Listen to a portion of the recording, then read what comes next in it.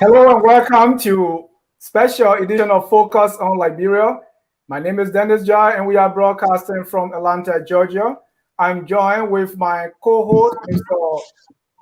Anthony Sear. Mr. Sear, welcome to Focus on Liberia. Dennis, thank you. I'm happy to be here co-hosting, and it's an exciting moment at this time to have one of Liberia's representative in the house here at Focus on Liberia. I'm happy to be here. Thank you. And we are glad to be joined by the Honorable Acarous Moses Gray. We are going to have an exclusive interview with Mr. Gray. Honorable Gray, welcome to Focus on Liberia. We are glad to have you.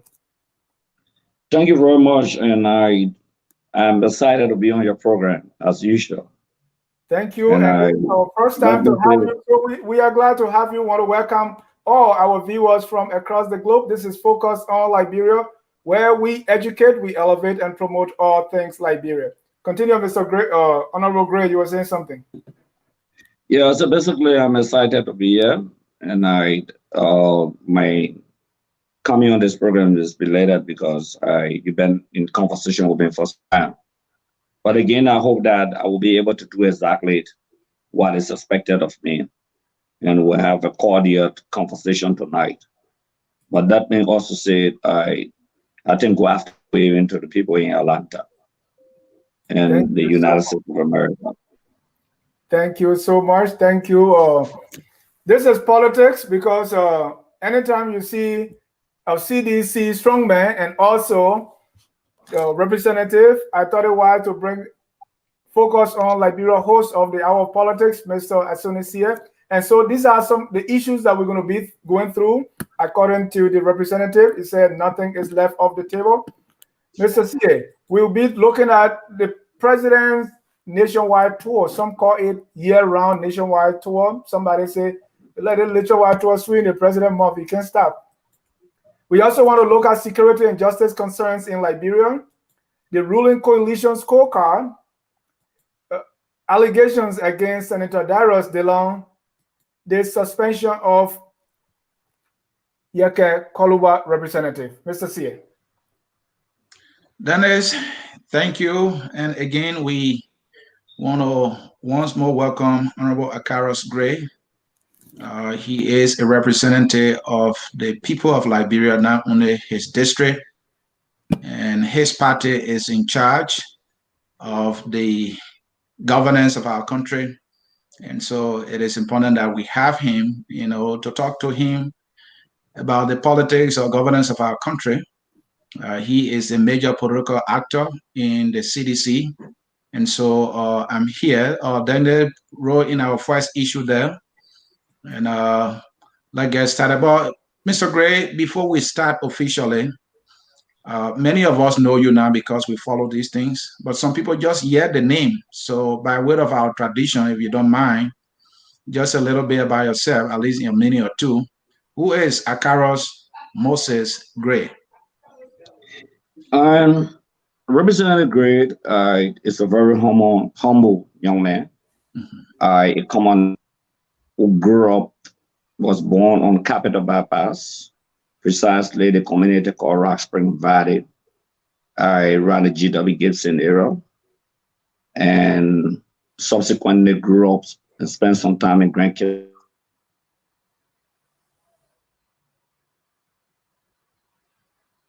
All right, folks, bear with us here. There is a little glitch there. This is always the case. Okay. Tara Township in Grand Cape, County, where I went to Attorney Topman Elementary and Junior High School. And I came back to Monrovia in second grade and went to the Cooper Memorial Institute on Capitol Bypass. I also went to Monrovia Demonstration Elementary School, one of the best elementary schools in the history of the country on Clay Street. I attended Bennu Industrial Mission in Grand Cape, County, that was established in 1882 by missionaries. I also went to Lofa Training Institute in Lofa County, went to Monrovia College Training and Industrial Institute that was once upon a time located on Ken Johnson Road. I graduated from the Seventh-day Adventist Senior High School that is on Horton Drive, also located on Ken Johnson Road and Horton Drive. So I taught at the University of Liberia and subsequently graduated December 19, 2001. And basically, I tutored and taught SDA financial years. And I also worked capital building on two separate occasions before becoming a representative. Work as administrative assistant and subsequently resource officer before ascending as a representative. So I'm abreast with the capital building legislative politics. I also serve as Assistant Secretary General, Deputy Assistant Secretary General, Deputy Secretary General, and then National Secretary General, Assistant Secretary General, Deputy Secretary General, and National Secretary General of the mighty Congress of Democratic Change. And I also became the vice chair for national political affairs of the mighty Congress of Democratic Change. And I've been an advocate in the forefront vanguard, working with a lot of youth groups. I contributed immensely, academically, humanitarianly, to the forward march and growth of some of the best brains that the history of our country can boast of. So I'm just a commoner. I don't take myself with the portfolio as people would think as a representative. I see myself as Acarous. So, and I love to be called Acarous. I love engagements. I love exchanges, and I love to be caught in the fire of debate. Thank you. That's part of my area. Right, great. Mr. Gray, did you live in the U.S. before, and for how long, if you don't mind? No, I never lived in the United States of America. I didn't talk about my family, but my biological mother been in the United States of America since 1988. I have two brothers. We three from mother. We are all boys, and one was born in the United States of America, and one migrated in 1996 into the United States of America, who is the United States citizen. So we are three boys, and then I have a daughter that my mom took because she doesn't care, and my fiancé is in the United States of America. Like 90% of my family migrated to the United States of America between the 80s and the early 90s. Thank you so much, Mr. Gray. We're glad to have you. Want to welcome all our viewers from across the globe. So, Representative Gray, the first issue here is the president's nationwide tour. What exactly is the president trying to accomplish with these tours, or these? It was on the first, second, now the third. And what have he achieved so far by doing these countrywide tours? The president, has signed what we call the Local Governance Act into law under this administration. And the Local Governance Act calls for decentralization of power and development to the people. If you read that, there were two major bills that were being signed under this administration.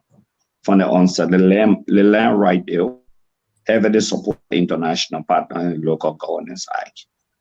The president's visit is intended to decentralize development, further empower the people in rural Liberia, because Monrovia is not Liberia, as we have said. During the Liberian civil crisis, many persons migrated to the urban area, especially Monrovia. And some people have never seen rural Liberia. Some people could not go back. So if life is better in rural Liberia, we believe that Monrovia will be decentralized, development will take place. People will benefit from the economy of the country.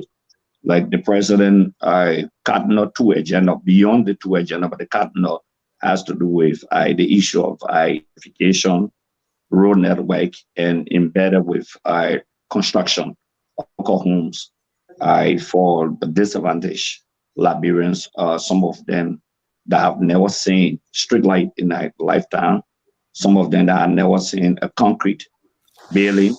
And so those assessments will properly further inform the president on what to do subsequently. So the president wanted a one-to-one interaction with the locals. That's why most of the visit of the president has to do with town hall meetings with the community dwellers themselves, not just the leaders of the community, but the ordinary community people engaged in it. So that is very essential. So what has been achieved so far to what extent has his objective for the counter meet or for the counter tour being realized? Every county the president went to, on the average, almost every county he visited, he provided some degree of street lights to them. He made some commitments. He dedicated some major project in some of those counties.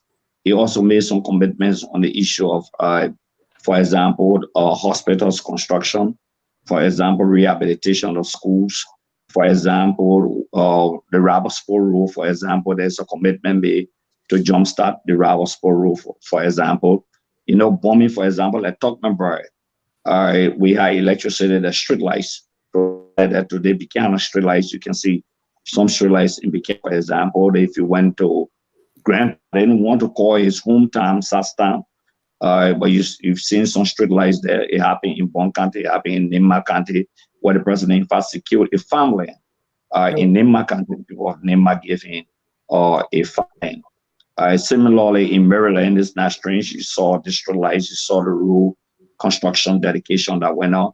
So basically, the president has focused on not just rules, not just electrification, but also how hospitals can be built in rural Liberia, how the school system, in terms of the infrastructure, can be developed.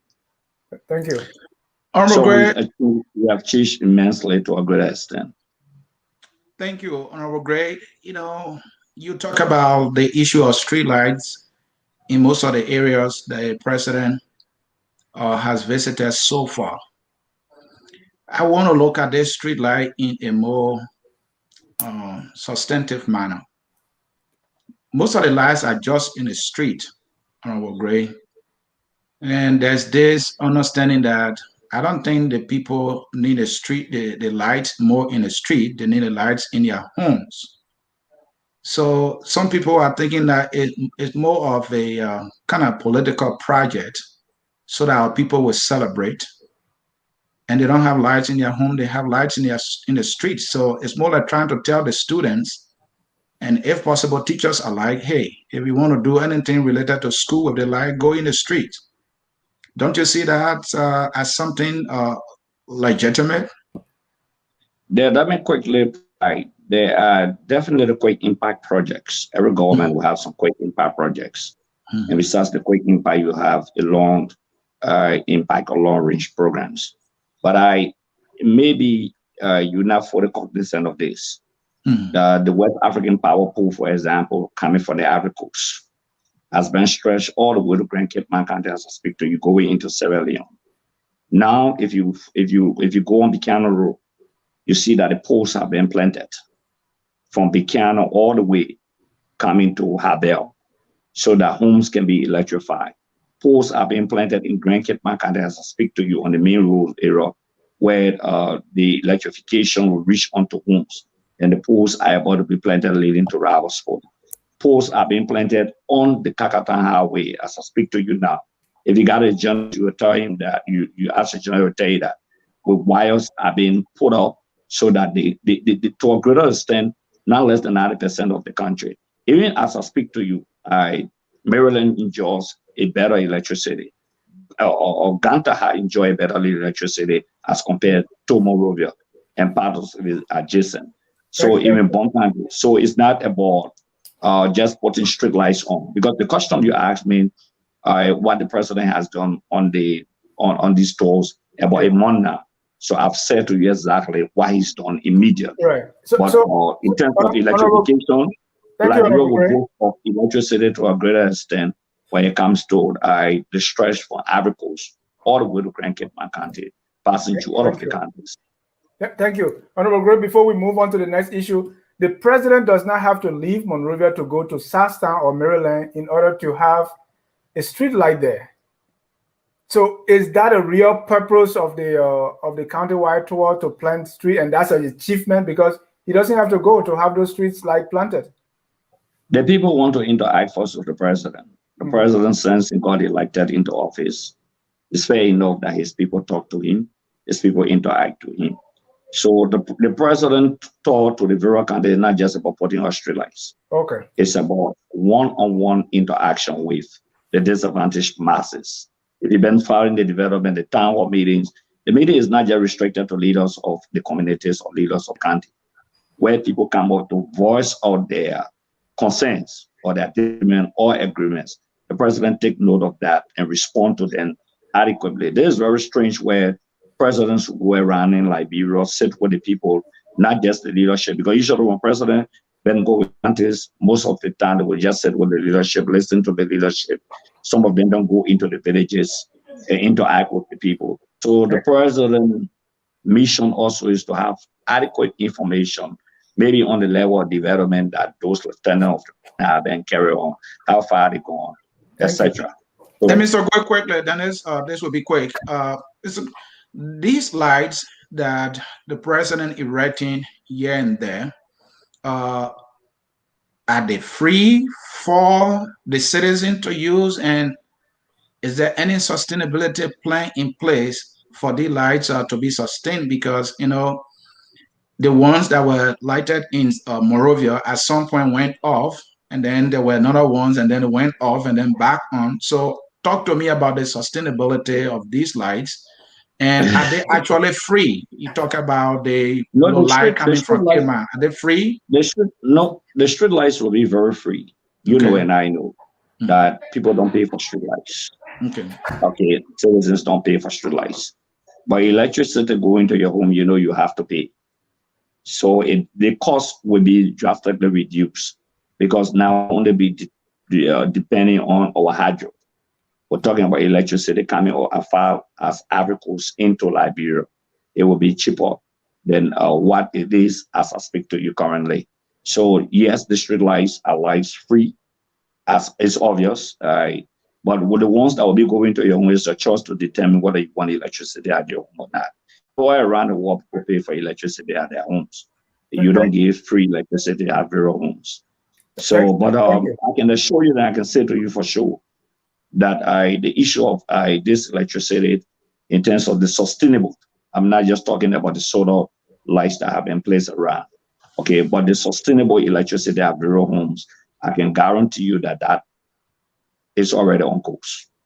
Thank you. If you get your reporter, tell them to drive from here to Buchanan and do some photos for you and see exactly. In fact, one of the substations is right in Buchanan before you enter Buchanan. We have one of the substations there. Thanch you. For supply of the entire Buchanan. Yes. Thank you. And you're still frozen there. Even now, as I speak to you, the Ralph Highway. Yeah. Okay, the posts are being planted so that there can be electricity from Morovia all the way to Ralph Highway to connect to Habe going to Buchanan. The posts are already being planted. I speak to you. Thank you. And you are frozen, even though we are getting you, and that's better. But we wanted to see the body language and all, but you're still frozen. But here is the thing: we're going to move to the next. Don't worry. You'll get a real body language very soon. Okay, we'll move to the next issue. But the actual cost of this lights, the actual cost is like, take for instance in Morovia, right? Because you have these street lights and they are sharing with from the same source of the lights that go to the homes. So it means when the lights in the streets are on, the lights in the homes are off. No, it's unfair. It's unfair to say so. Hold on, that's the report that we are getting. So the sources, but I don't want us to dwell on this a lot. I want us to go to the next issue. Let me just clear the air on that. Okay.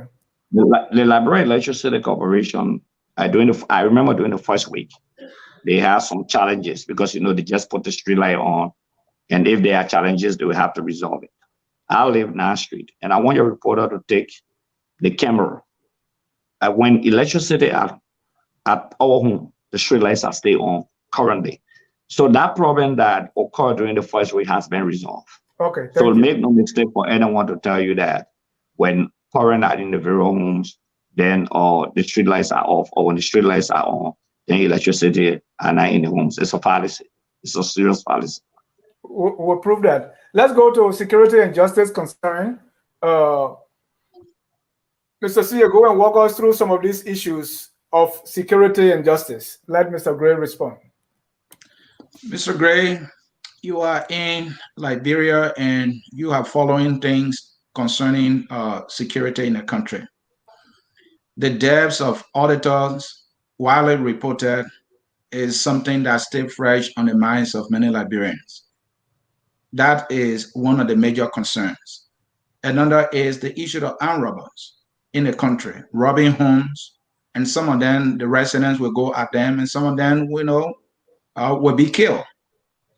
And so another security issue is with the Liberian National Police itself, how often sometimes they will discharge a firearm. We know the incident when the president was on this very country tour we just talked about. One of the security personnel was reported, shot himself. There are so many stories around that. How be it, we can talk about the Kingsville incident where police discharged firearm because the resident blocked the road trying to call the attention of the authority, and a few other persons lost their lives. So all around the country, these deaths, that can be preventable continue to happen. So many Liberians are concerned about these security issues. What have been done to put it to a stop, and how can Liberian rest assure that these things would not happen again, given that some of these deaths, sometimes we don't come to, a logical conclusion? Can you address that, please? Oh, let me start with the auditors and the head of the auditing commission, the internal auditing bureau of Liberia. May his soul rest in perpetual peace. We graduated the same year from the University of Liberia. He's a good friend and brother of ours. We've had a good working relationship, not only me, the same to where the model I built with the rest of the people. He's a friend to us. He's a brother. It's a sad thing call. Okay. For his death, I'm excited that the family and other people understood it. It's not for me to come and say, okay, what happened maybe during that hour when he came out for out. But the fact of the matter is that it's established that he wasn't executed. The people did not go. It's not a state-sponsored execution. Some of you who are the victorious, I don't want to do it into that. Coincidentally, after that, two persons saw their untimely death in of the eagle, pike up on Brush. I think that's Broad and Rabble Street. They also wake at the, I think they don't wake, they wake at or the LRA, okay, and not the IE, the internal auditing. So the situation occurred. The state did not shoot anything. In fact, the state decided to look into the matter and investigate the matter. So the way people have been carrying us, if to say they were investigating the state or they were investigating serial government officials and they were being killed for that, is unfortunate. Extremely, extremely unfortunate. Okay, we do not, look, the death of a single Liberian worries me a lot. Whether you died by car accident, whether you were shot by someone, or whether you were killed somehow by someone, or whether it's just a untimely death. I stayed as an individual. I've sympathized in my mind and in my heart with all of the family members. But one thing I want to dispel is that this government, I had no intention and no objective. Because realistically, a government that is going after its opponents will not go after those people. You want to go after the political leaders. You want to go after the strong advocates against the government. Okay, that's what dictators and tyrants do in other countries. They eliminate their opponents. Niswa was not an opponent to the CDC. In fact, he was an ardent supporter of the coalition for democratic change. So yes, there have been some death news across the country, okay. But Liberia is a safe country. You remember December. Many Liberians into Liberia, they stay out up to 3 a.m. almost every day. This is one of the times that immensely Liberians in the diaspora that I've seen physically in Liberia. And because of that, because of the news that went by, I can tell you every week, Liberians are in America, the local hotels are making money. They are stationed there. They go out at entertainment center and stay there up to morning hour. They go into the beaches. They go to rural Liberia. So yes, in every country, people will die, but the amount of death cannot be equated to willful and deliberate killing by the government of the Republic of Liberia. I think to just make that point clear to each and every one of you. We have a responsibility to protect our citizens, and we have no intention to eliminate a single Liberian nor our political opponents that enjoy the criticism against this government. Thank you. Honorable Grace, sometimes it's because of the justice concern, right? What we saw by the Attorney General, the report from the government was something like a charade that people park themselves in the park of car in the streets and literally killed themselves.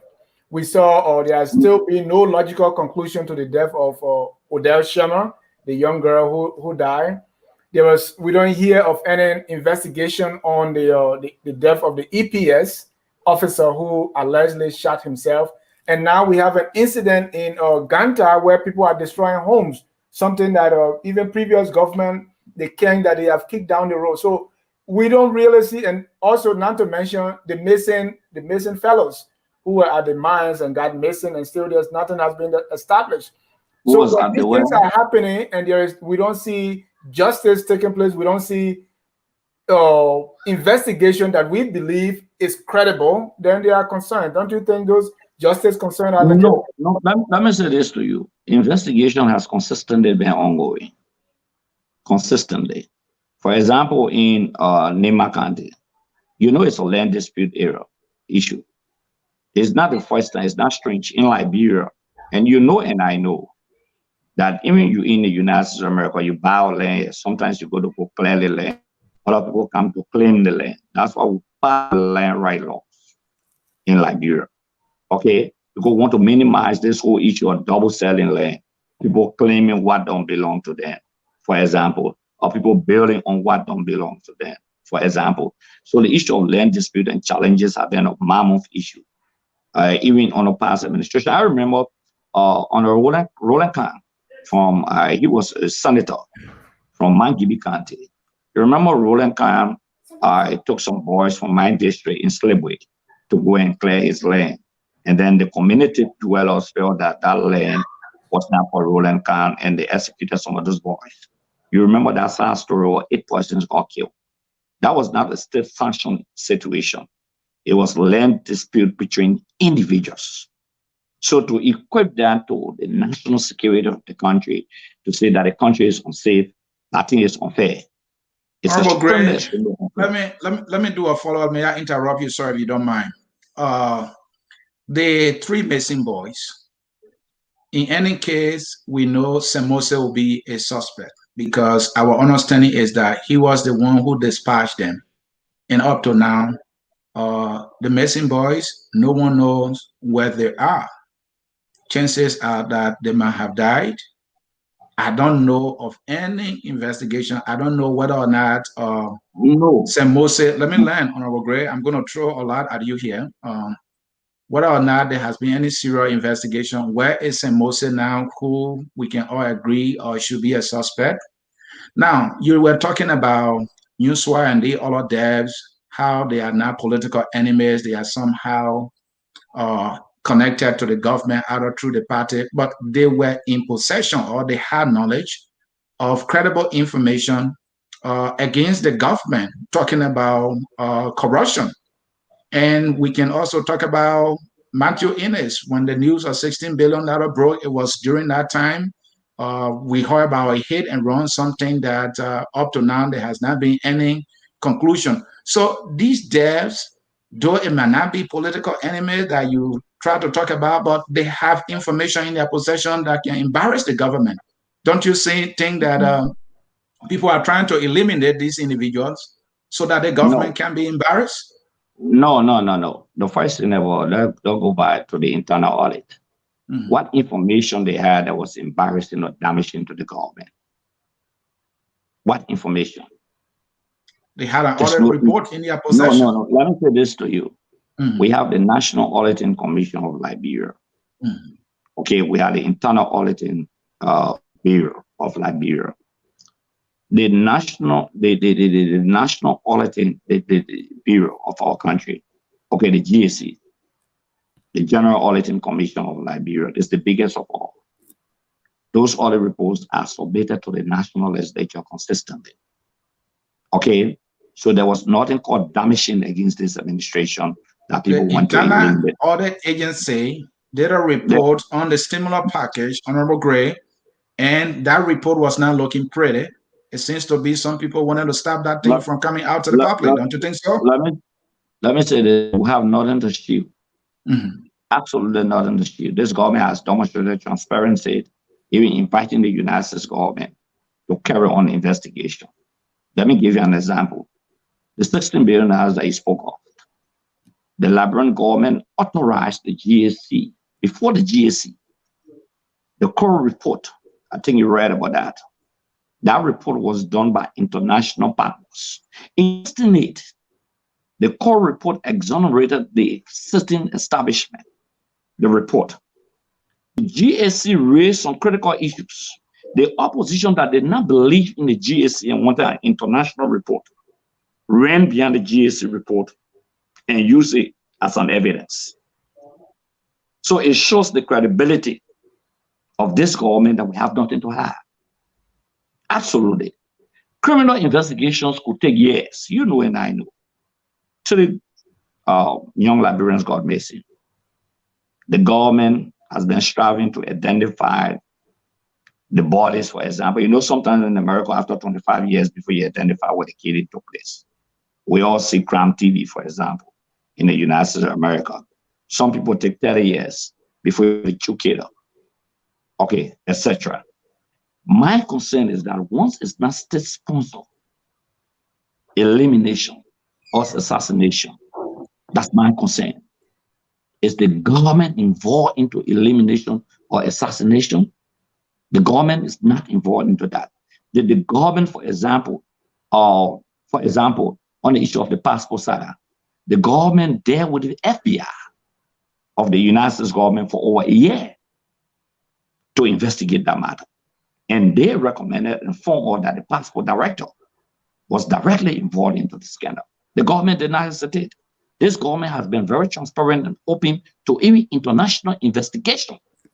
You know and I know that when it comes to some forensic investigation to some extent, that we are behind to some extent. You know and I know, because of the challenges as a result of this civil crisis. So it will take time. Right. It will take time. You know, so Honorable Gray, what's about I do not the support, reports? let me just close on this note. Honorable Gray, Honorable Gray. Yeah. Honorable Gray, please. What's about the report that went to the LACC against the quote-unquote $25 million? I know the total money was not used, but you are aware sometime in May, the report was sent to the LACC, and that report was incriminating. According to the report, some money exchanges were being dealt with, but the report established that that was not true. Where is that report? Why has that report not been released? You asked, no, the 25, no, the report was released. I think your question is, what the LCC has done about the report. The question should not be whether the report was released. The report became a public document. The $25 million. You mean the report that was late before even released? The 15, excuse me, the $15 million that you're talking about, all of 25 was like 15 million. That report was cleared. Okay. Now, did the report indict people, or did the report raise the issue about how the money was given to people? And actually, is the money accounted for? Did the report say the money was accounted for? Did the report say the finances were being abused?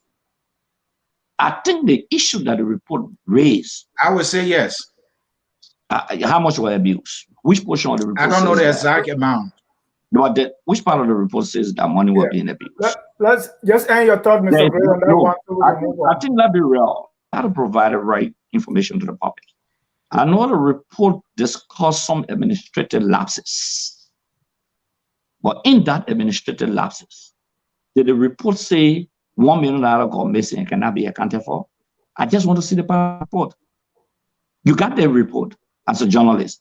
If you claim it was leaked, but it got in the public domain, no part of the report said that of the 25 million United States dollars, $1 million or 500,000 got missing. I challenge anybody to say that. The government was magnanimous enough that they said they were infusing $25 million into the economy. The government asked not just for the investigation or analysis into the $16 billion, but even the $25 million under administration requested the core committee to look into it. That is transparency for an international body to be invited when the president said, I have nothing to hide. I call on my international partner, come to our, help us investigate the matter for the credibility, because oppositions were saying they did not believe in the government ability, but they respected the GSE report at the end of the day. So even this billion-dollar report, the current administration was never indicted by international partner. The past administration was charged for illegally printing not less than $10 billion. Thank you. I don't want us to go. The records are there. They are public records. Thank you. I want to ask my last question on this issue of security, because what you are saying is these deaths, as mysterious they may be, were not state sponsored. But what are you telling me now is it may not be state sponsored, but it may be a result of negligence. If government is not providing the security it should for its citizens, then government is either being negligent or being just adopting a laissez-faire attitude towards the thing that government is supposed to be doing. If government is not being thorough in their investigation, has to bring the corporates to book, that too is a liability on the government. So we are not just talking state sponsor. We are saying, is the government not capable of providing the needed security for its people? To this, have people been arrested on some of these instances? Yes, people have been arrested. Have people been called in, for example? Are there ongoing investigation, for example? Yes. And I just want to turn the table. I have visited the United States of America on many occasions. The number of shooting incidents that occur on some of the streets in some cities, I get afraid even to walk on the streets in some communities, in some areas. You are fully cognizant of that. Does that presuppose that America's security is not on? Does that presuppose there are lapses? You want to go there? No, excuse me. Let me respond to this question. To say because maybe every hour there could be a shooting incident in a city in America, or every 2 hours, or every day. Okay, or every day someone is killed in a particular state in the United States of America. That does not presuppose that the government of the United States is not doing something about that. We are doing something about that. But evil men roaming around here have caused the situation to happen. But is Liberia insecure? I say no. If Liberia is insecure, I can tell you will be afraid to get in your vehicle from here to Banga during the night hours, especially visiting Liberia for the first time. That spread the good news of Liberia, how people have come to Liberia, how they have not been harassed, how they challenge police officers, in fact, even in the streets of America. You don't challenge a police officer, for example, in the street of the United States of America. You know, you don't challenge a police officer. There are people who break through the checkpoints, for example, in Monrovia. There are people who stone police officers. For example, I remember the last time the CPP went to the police station, they stole a police officer and broke the teeth in his mouth. You know you're not going to do that to a United States police officer, for example. But police brutality, have police people been discharged from the police force? Yes, they have been discharged. Obviously, I know of not less than 10 police officers that have come to me to say, look, I think it's about the talk to our bosses who can go back to the police. I said, no, police brutality, you have been discharged from the police. You have to bear the consequences of your action. Where you should use minimum force and use deadly force, the police has a responsibility to discharge you and investigate you. That has been happening. Thank you. Ladies and gentlemen, if you are just joining us, this is Focus on Liberia. We are in an exclusive interview with Honorable Acarous Gray. He's the representative of Montserrado County, District number 8. The next issue I want us to go into is your allegation, or you have posted, and said things about Senator Darius DeLong. You even posted a check You know the story. I know the story is being published. In fact, we have the copy of the check that you posted. Tell me the story about. I just want to, you know, that's a backdrop, and I hope you can just give me 30 minutes to set the foundation. Yeah, so I want you to set the stage and exactly right, what you're trying to accomplish in this. Yeah, let me set the basis first. Yeah, the senator ran on the doctrine of standards. One has to do with integrity. One has to do with transparency. Another to do with credibility. That was the debate. You all followed the debate in Liberia. That's why you call a lie somebody who will be transparent, someone who will expose the ills of the society. The senator argued that he will only receive his salaries. Any other money outside his salary, he would not receive that. Not only that, he will expose every dubious transaction, every transaction. The senator had argued that lawmakers were making huge benefits, his argument.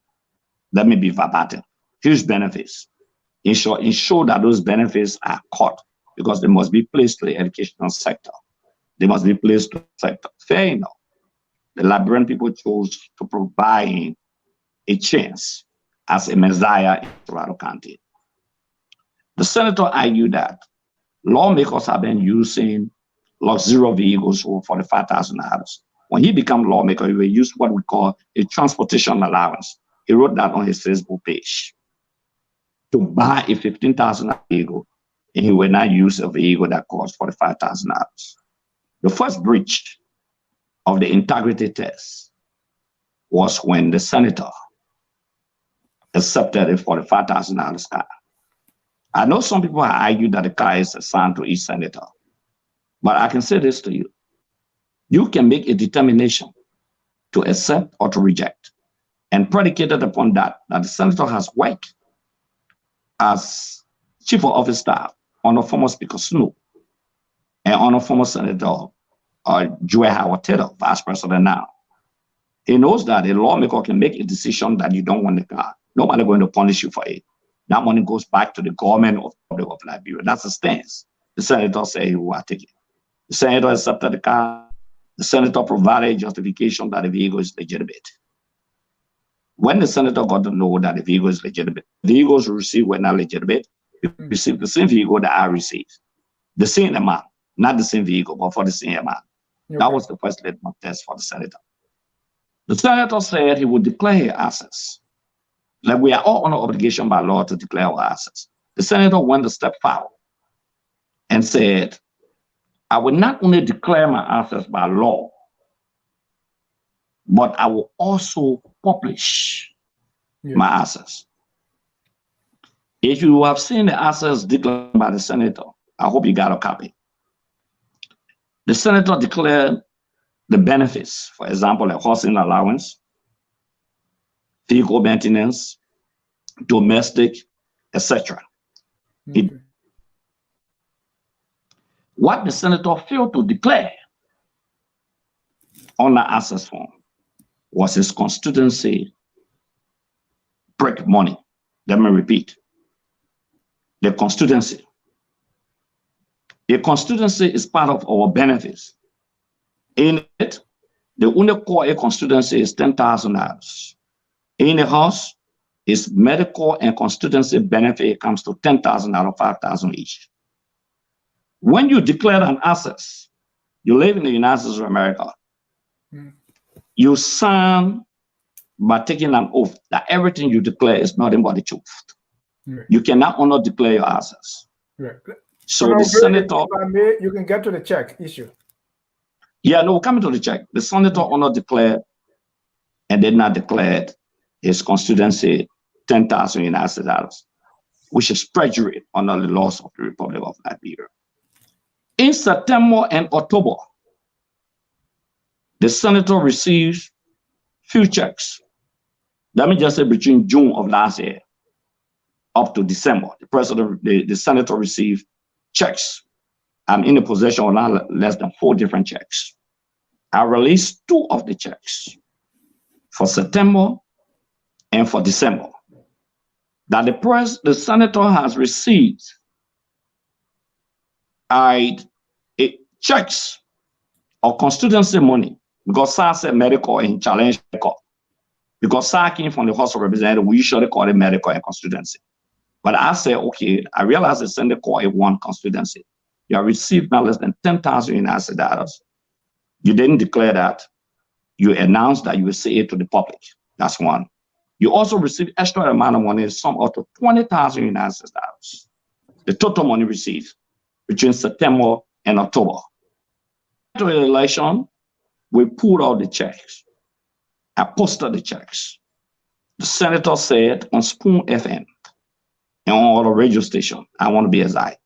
The senator said they are fake checks. The senator is like, well, 4 days ago, the senator came back and said the checks that we paraded are fake. So the question of credibility comes in. Because for a certain lawmaker like me to provide a check on you as a senator, it means a lot. My challenge has been public. What do I intend to flag? My issue is not whether the checks are legitimate or illegitimate. My issue is that the senator has breached his commitment to the Liberian people. One, that you will voice on every amount of money you received, and you will say it to the public. That's one. Two, that you will not receive any extra benefit because some of the money you received are operation. Besides what you declare, even besides the constituency, you receive operation. You said you will not receive any other benefit. You only live within the confine of your salary. Granted, the senator received extra benefits. The senator says it's legitimate.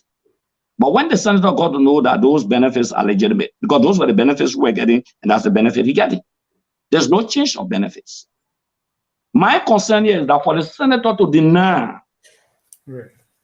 a check under his signature, you journalists should be just enough to carry on a comprehensive investigation.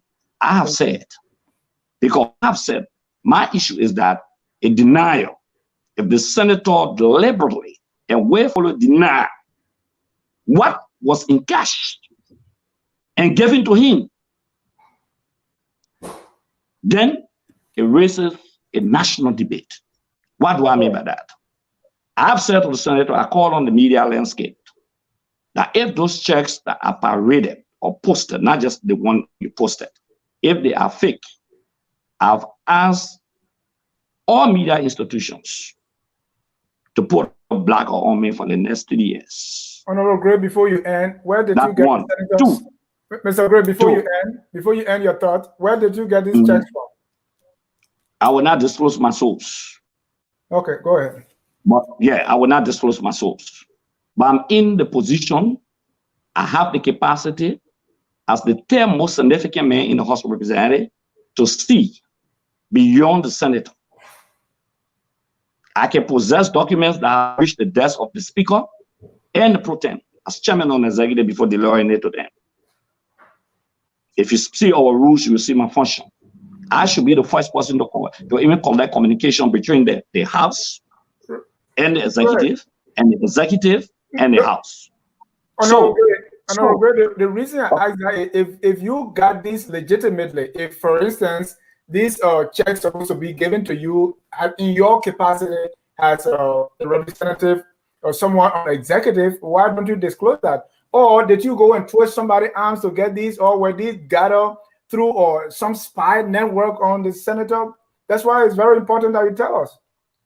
The senator has released documents even before he became senator from the House, right? The senator released documents. He posted on his Facebook page before he became senator that these are documents he collected from the House.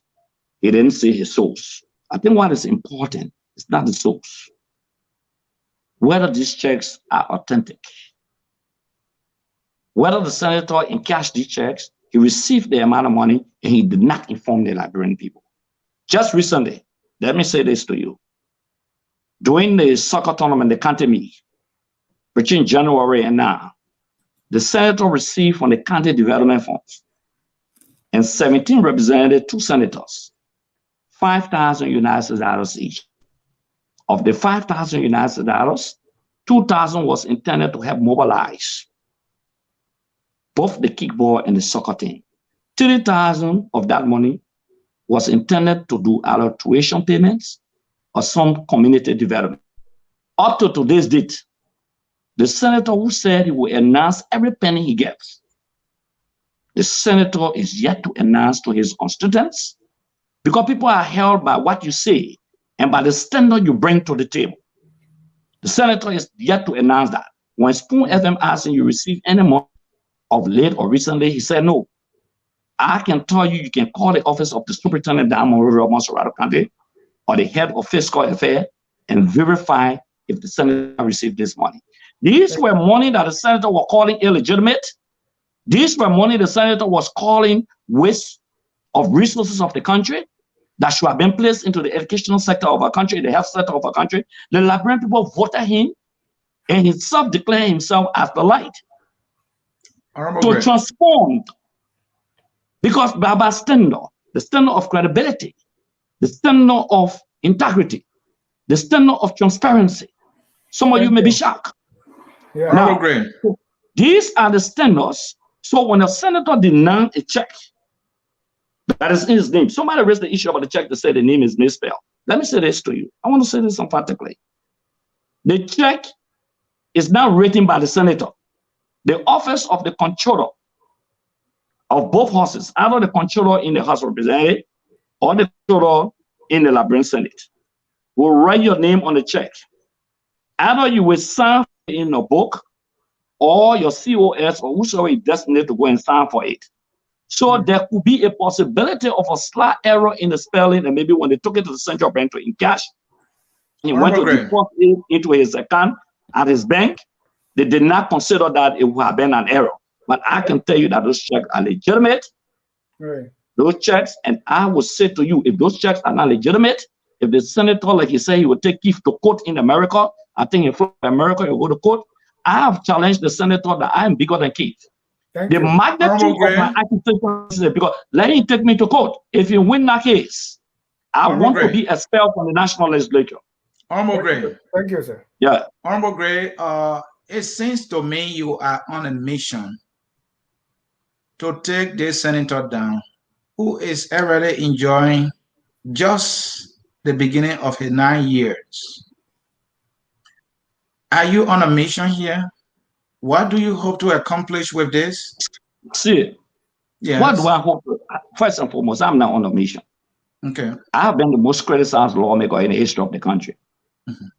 Under President Ellen Johnson Sirleaf, I was criticized by the senator and other people. In fact, the senator did not even criticize his own lawmaker. There's a budget that is passed or a concession agreement. He will come to represent the grade. That's why I never voted for a single budget, a concession agreement under President Ellen Johnson Sirleaf. All of the concession agreement, my 6 years under President Sirleaf, I never voted for a single concession agreement. Not a single. I'm not on a mission to bring the senator down. I'm on a mission to ensure that laid by the standard and the pronouncement to the Liberian people. When you make a pronouncement, voted for you on the basis and you think the standards that he did set are good standards? And are you living up to those standards yourself? Everyone, the senator standard is not my standard. Okay. Let me repeat. The senator spoke for himself. He had his own campaign message. You cannot measure me by the message of the senator. Yeah. No. At no point in time, I said to the Liberian people that I'll reject a vehicle and use my transportation allowance to buy a car. At no point in time. What I advocated for and what I argued about, I argued from the onset that lawmakers' salaries are huge, and there is a need for a cut of salary from Ellen Johnson Sirleaf to George Weah. And we succeeded in salary cut communication that I said that the House of Representatives reduced its salary from $8,600 and some more dollars to $4,760 as I speak to you currently. It was through a communication that I wrote even before Darius DeLong became senator, concluded through the budget, And members of the House of Representatives' salary have been cut of not less than 38% cut. Even per children product was cut by 50%. I think information dissemination was have been a challenge. Yeah. And if you want me to show you, what comes into my account monthly, I can go into my phone and you see what members of the House of Representatives. But the senator did not cut more than $1,000. And we'll They claim that they were making $15,000. They did not cut more than that. They did not cut their gas. Yeah. We cut our gas. All the advocates in briefs. He collecting every dime and cent and pretentiously posturing to the public. Right. So and making him calling appear to look ugly as if to say it's not injured. When you're receiving operational fundings, when you're receiving constituency money, when you're receiving other fundings that you cannot declare and the checks are. Gray, are you suggesting that the Senator Darius Dillon is getting money in the name of his constituents and he taking that money for himself? Is that what you're saying here? I am suggesting that the senator is not credible. All right. The senator made a commitment, one, that every penny he received, he will make it known to the public. Mm-hmm. The senator received money in September and October. And he didn't make it known. He didn't make it known. Okay, in December, when Sir Joseph brought up that he had received some money and subsequently I raised the issue, he didn't bring it up. If the people ask the senator, they must be courageous enough to tell the senator, you failed us. You say you will not accept the vehicles, but you accepted the vehicles. I agree. You said to Mr. Senator, you only receive your pay, okay? But you are accepting money benefits outside your pay. You lie on the oath to us. You did not declare your constituency of $10,000, which is true. And said to every law when you become lawmaker and doctor into office, your benefits are brought to you. Thank you. From the office of the controller. The personnel come to you and tell you how many your workers. So he knew exactly that you are getting $10,000 as constituency break. He did not declare that. Right. All the answers declaration is charade. It's a fake. Thank you. That's my argument. Yeah. Okay. I got you. Now I'm getting clearly what you mean. Now you're saying that hey, transparency is a good thing, and this senator, even though you yourself, you are not being transparent, you are not showing us what you are making, you are not publishing the benefits you are getting, right? But you are saying the only reason I'm picking up the law is because he said he's Mr. Clean. I didn't tell you I was Mr. Clean, so I'm under no obligation to show you anything. Is that what I'm hearing? No, let me disagree with you.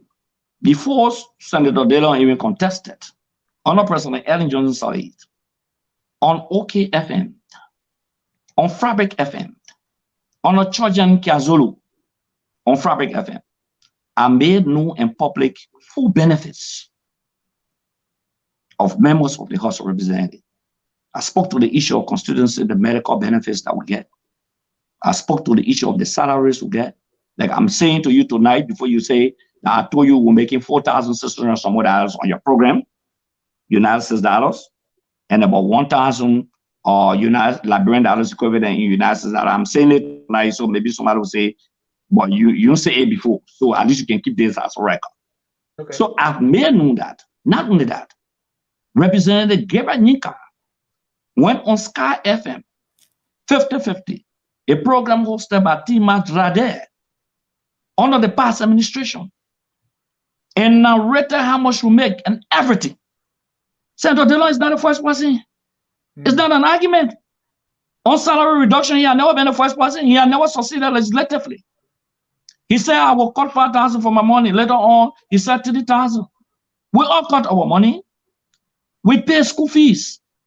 We take care of people. We carry on construction. I cut more than $30,000 almost on my money every month. Not because we don't come and announce that we'll cut $30,000. What is significant of saying I'll cut $30,000 when you'll be the very person that will use the $30,000? When you'll be the very person to make a determination on how the $30,000. So that Senator saying you cut $30,000. 12 months are gone. That $36,000 United States dollars. Where's the project? Thank you. Where's the development? Thank you. Let me just I'm not talking about the home that is saying rehabilitation for Zogos that I call a kitchen pen. Yeah. I mean, some chicken pen. It's not the home I'm talking about because people in the diaspora in America and other areas contributing towards it. But what is his personal developmental agenda and a contribution to the state? But Mr. Gray, are other senators like Senator DeLong, and it's only because Senator DeLong says he's the light. Is that why you are shining the light on him? Because if other senators and representatives are doing it and you are not saying a thing, is it just because Senator DeLong come and say, I'm the light? Is that why? No, you need to be asking Senator DeLong. I didn't say I'm the light. But no, under but the entire senators are in the same boat with Senator DeLong, and you are not saying anything to them. No, what I'm saying, those senators campaign on different standards. Okay, let's get the reality. The senators campaign on different standards. For example, Sir Joseph campaigned on humanitarian grounds. You know the historicity of the Ebola situation, the healthcare delivery system of our country. It was predicated on what Liberians said he helped to save our life. Is Sir Joseph still carrying on the mandate upon who was elected, for example, in terms of giving back to the public health wise, giving back to the public educational wise? He even went across the border into Guinea. The records are public records. Thank you. What did Senator Dillon run on? His advocacy of credibility, his advocacy of transparency, and his advocacy of integrity. Thank you. That's what he ran on. So you hold people on the basis, or you hold their feet to fire on the basis of what they told the voters. That's what you hold people for. Right. You hold people on the basis of what they told the voters. And you are fully cognizant. You are pressed with American democracy, and that's the one of the best democracies around the world. Right. And you know exactly that if you're an American politician, you know the American people that you do this and contradict that, you know, trouble is at your doorsteps. Thank you. So thank you. And we are inviting Senator Darius DeLong right here on Focus on Liberia to respond to these allegations. Let's go to the I think what you need to do, I need a public open debate with Senator DeLong. All right, we'll host that. I'm prepared to take him to a debate publicly. All right, thank you. We will take that into advisement. Let's go to the issue of the suspension of Honorable Yeke Koluba, the man who has really been a pin in the neck of the ruling CDC. Now, the decision to suspend this man has been overturned by the Supreme Court. Are you embarrassed this happened? Let me say this to you. You know, there's a history leading to the suspension of Honorable Koluba. Prior to this communication, there have been 3 communications said. Communications of complaint against Honorable Koluba. The first was by Honorable Samuel Koga from the opposition. That's not my question. My question is, you suspended a man. They went to the Supreme Court. Supreme Court said you didn't do your job well. Are you embarrassed? No, I'm not embarrassed. I'm not embarrassed. I will tell you why. Okay. All right, the Supreme Court in the law. We make the law. That's where we call separation of powers. Now, that's why they say the opinion of the Supreme Court. They don't necessarily say the facts of the Supreme Court, because you don't debate facts, you debate opinion. So they say the opinion, you know, opinion are debated. Now, the opinion of the Supreme Court is very clear. They use Rule 48.4 that says that you should have submitted into the Committee on Rules of Administration. What we used was different from what the Supreme Court used for us to reinstate it. We use provisions of our rule, and a subsidiary of our rule is the Roberts Rule of Order. If you read the Roberts Rule of Order, it says the plenary becomes the highest decision-making body and can transform itself into a committee and take seize of the situation and act upon it. That's what we acted on. So now that we didn't act on a rule of the House of Representatives. Okay, but the lawyers want for counter rule to our rules. Run on an opinion. Do we believe that we're right? Yes, I believe we're right. However, when the Supreme Court makes a decision as a maker of the law, I'm on a mission to respect the decision.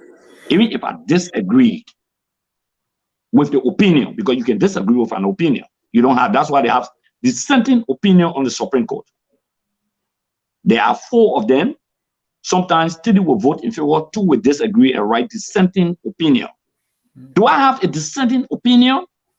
The any associate justice of the Supreme Court? Yes, we have dissenting opinion. But that does not mean because there's a dissenting opinion by an associate of the Supreme Court that the majority decision is not a decision. So I salute the opinion of the Supreme Court. We have lived in accordance with that opinion of the Supreme Court. We lifted the suspension. We submitted under Rule 48.4 stated by the Supreme Court and its lawyers to the Committee on Rules of Administration that are expected to begin the investigation tomorrow. And they are expected to make a report on Thursday of this week to the plenary for subsequent action, except where the committee deemed it necessary that they need more time to investigate the matter. They can have subsequent appeal to the plenary on Thursday on the matter. So the matter does not push up the Supreme Court ruling exonerated on the Okolba. The Supreme Court ruling only asks us to abide by the vision of our rules. Right, but that's why I used the word embarrassing, because you did not give or you didn't accord him due process. Isn't that very simple in your rules to give someone due process before you suspend? Why would you miss that? The argument was not about due process. I think people missing the argument. The argument was about a rule that was not followed. The argument was not about, no, they didn't, the argument was not whether his lawyer was there, whether he was asked to speak or not. The argument was about when a colleague writes a communication, a complaint, said communication should be submitted to a committee. That was the argument. So the argument was not about whether his rights were being abused or due process was given to him, because he was asked to make a statement, and he waived his right to make a statement. So that was not the argument. I think we got to provide a necessary education to the public that the argument was very clear that we didn't follow a provision of our rules. And I salute the Supreme Court. I respect the decision of the Supreme Court. I didn't call the Supreme Court judge in chamber a travelist. Those who call him a travelist, they rule in our favor. I hope they will keep calling him a travelist, though he rule in their favor. You understand? Yeah. So it was not about due process. It was not about his lawyers were not there. It was all about reverting to Rule 48.4 that calls for submitting a complaint to the Committee on Rules of Administration. That was the issue. Okay. Honorable Gray, I wanted to read you went on record for saying that if somebody does not die today, that doesn't mean that the person can die tomorrow. Are you trying to indicate to us that those you missed days, God, that you try to suspend, you will resume your effort to ensure that he's suspended? Because also your colleague, Honorable Thomas Fallon, is on record for saying he will ensure that Yaka Koloba becomes a former representative, and if he's lucky, he will get suspended. Why are you guys also going after Yeke because of his bombastic language, unacceptable language, so to speak, against the president?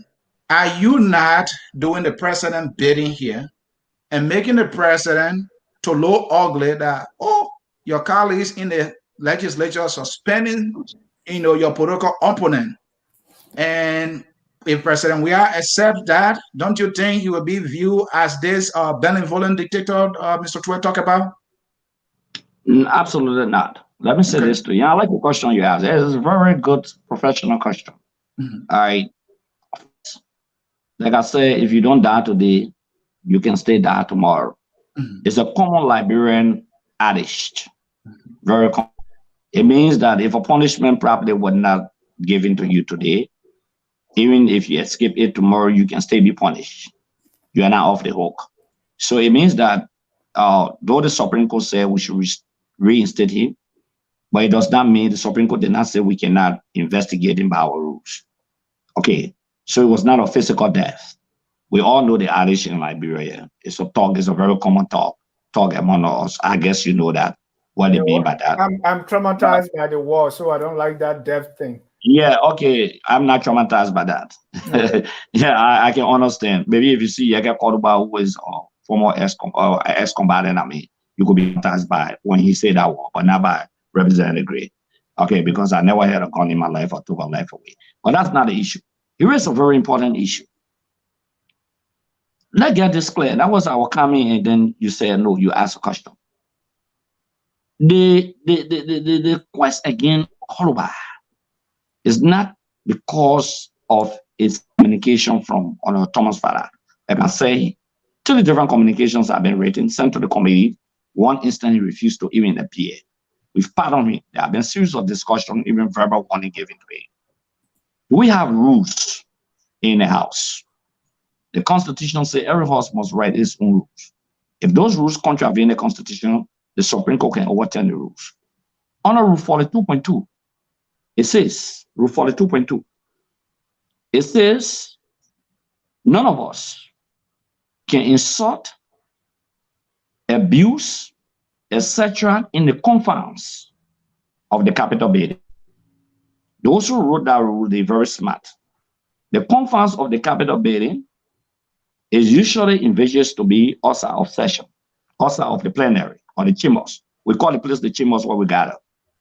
The Constitutional Republic of Liberia says every statement made by a lawmaker, not just a representative, in chambers, they use the word in chambers. You are not held liable for that. In chambers, they use the word in chambers because where we meet is in chambers. You all know that. But when you leave chambers on that floor, sometimes you can see people almost want your blows.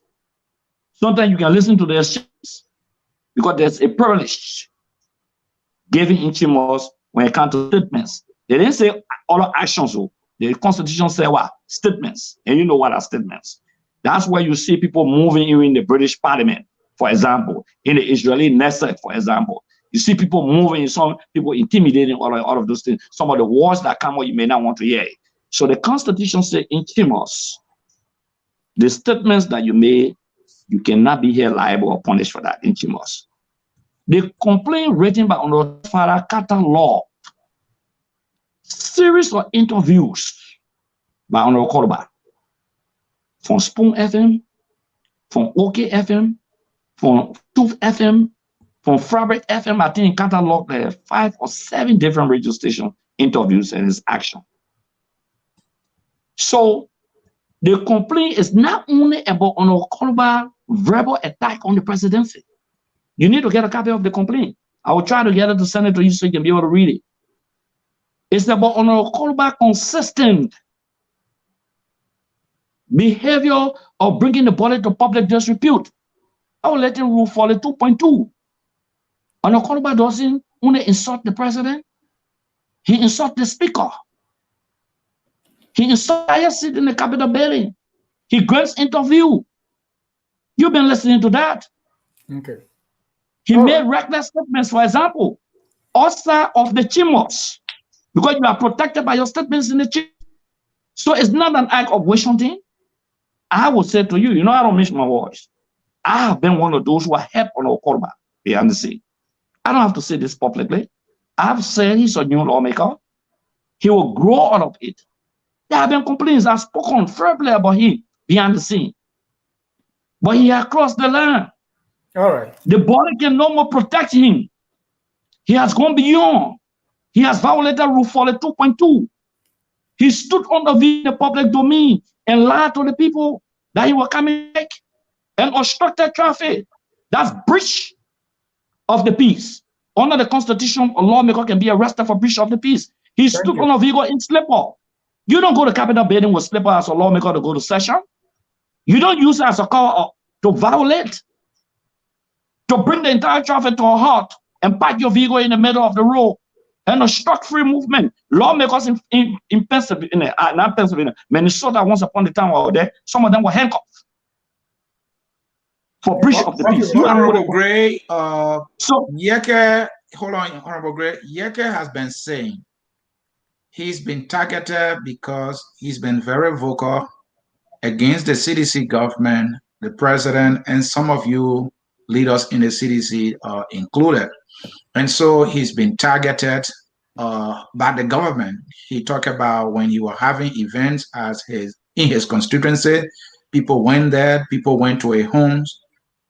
Is he being targeted? Many people believe he is being targeted. No, let me tell you this. There's no need to target on Okorba. He has his own issues with the district people.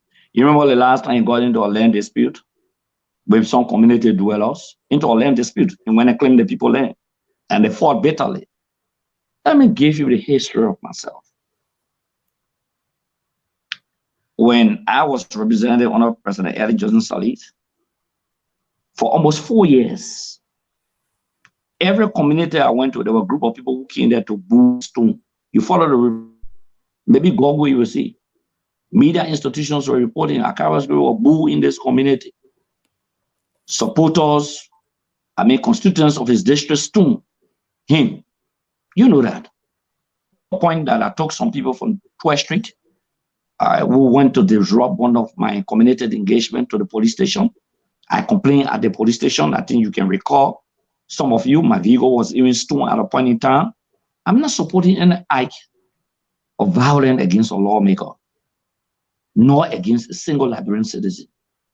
But if you go and begin to engage, for example, community people who are land, that you say it's your land, somebody say it's not your land, and you people fight your way, and you say it's the government of the Republic of Liberia. It's unfortunate. It's unfortunate. And I will say to you today, the executive under the president, we have been very lenient with some of the reckless. I remember when I made a statement on air, I was arrested. I was placed behind bars December 23rd, Friday, 2011. Look at the calendar. I was taken to court on Saturday after slack, December 24th, 2011. I was placed at the Morovia Central Prison. Former Deputy Speaker took by mobile. Early morning, his room was being barricaded at 10 a.m. by state security forces to arrest the former Deputy Speaker on allegation that one of his bodyguards and a police officer had a fight. Prince Toba, current lawmaker Prince Toba. People were demonstrating in Nimba County against Metan Steel. He was arrested. Among the demonstrators, he said he went to quiet them down. The state arrested him and brought him into Banga before in the pick-up bike. The late Lasana senator in 2014 was placed in the pick-up bike, arrested by the state, and brought to the National Police Headquarters in Morovia. Roland Khan, for example, the precedent now you want to follow to make sure he's arrested? No, I'm just saying to you what we have not done to them. Oh, what okay. we've not done to them yet. Right. I'm saying to you some of the things they did. Yeah, some of the things they did and what we are not doing. When you say they, okay. What are you talking about? Yaka Koluba? Oh, yeah. Yaka supported the Ellen Johnson administration. You know the records are there. You know how they chase up of us in the country. Some of the things they don't support the Ellen Johnson administration. You remember some of the things they did. I told you that they arrested lawmakers. All right. Now, the executive branch of government, usually if there's a problem with a lawmaker in an issue, they write the legislature. They come there and they try to talk to the legislature. Okay? So it's a new democratic arrangement under the doctrine of coordination.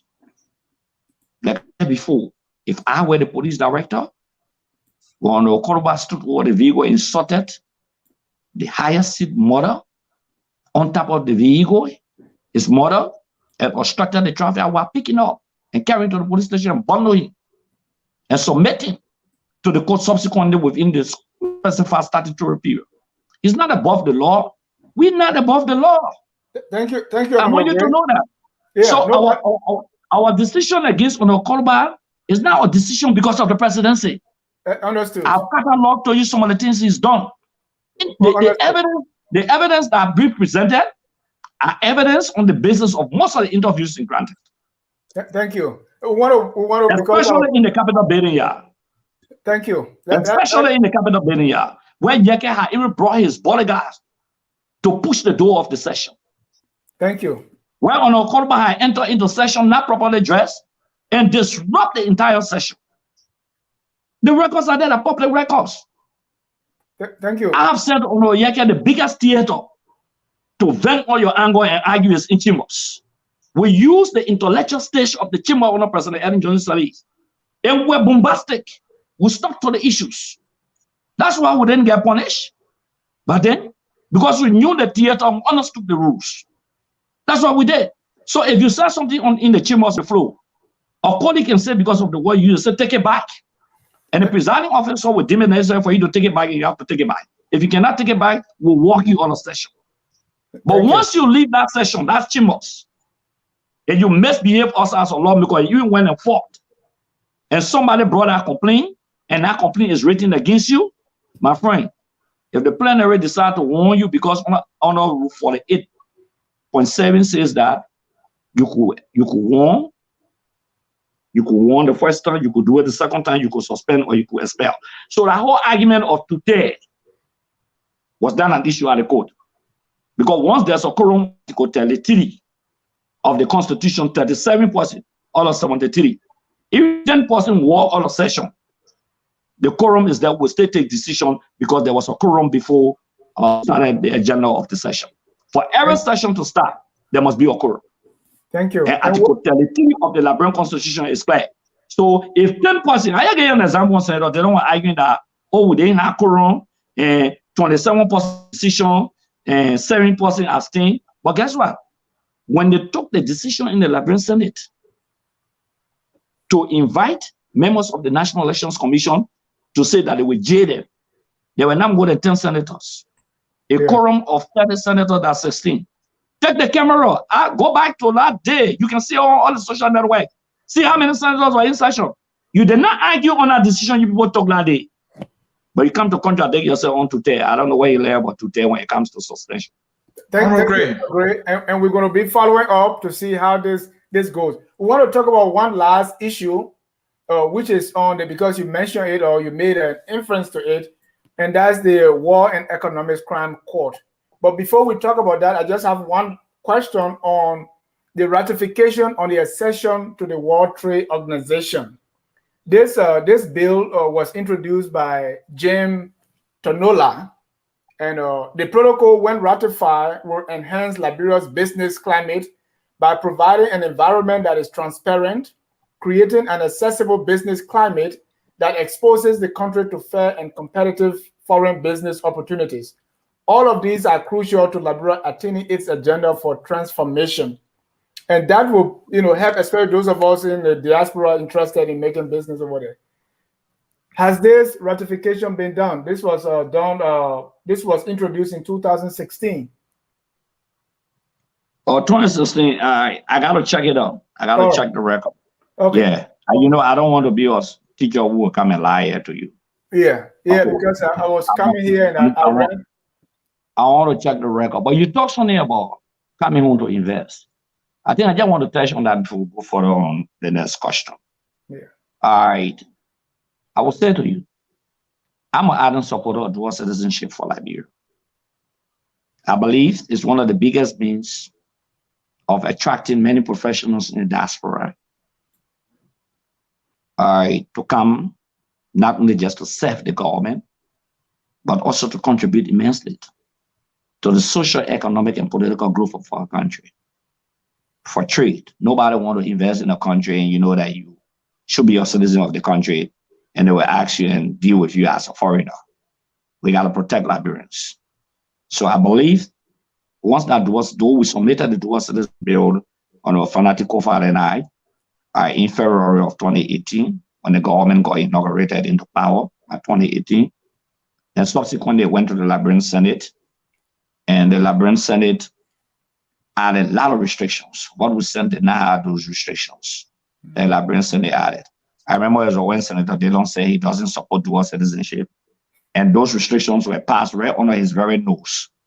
As a senator, and I'm hearing that Liberian in the diaspora raise maybe over 177,000 US to support somebody who does not support Liberians in the diaspora in front of a competitive democratic system where they even say you cannot contest as senator or representative. He said nothing about that because he had not supported dual citizenship. So now we reintroduce that bill on a fanatical file now, that is the current deputy speaker. We will reintroduce that bill. He then ordered Morovia into his district, and we'll fight on the bill. When we pass it, by the grace of God, we submit it to the Liberian Senate. I want to assure. So, Honorable Gray, talking about that bill, are there no restrictions? Or if there are they non-draconian as the one that was up for referendum?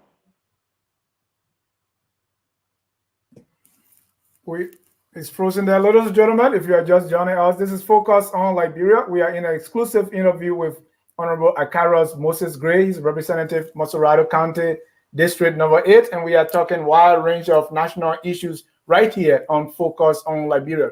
And don't forget, Honorable Gray will be coming back on Thursday for Tough Talking Thursday.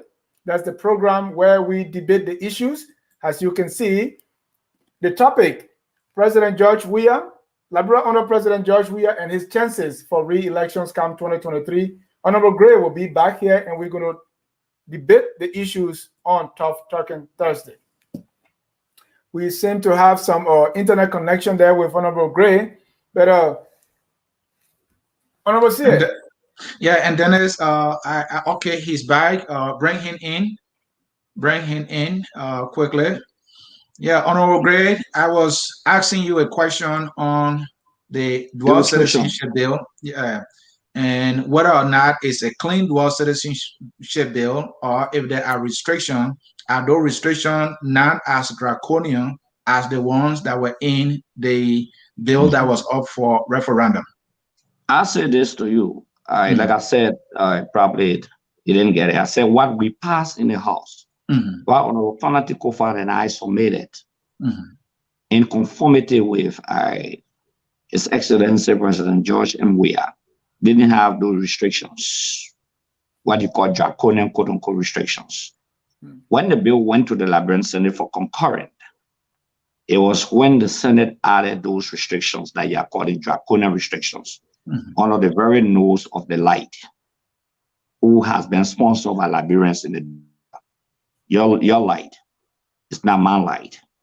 Okay, well, that is when a contradiction. Light is shining, everybody gets it.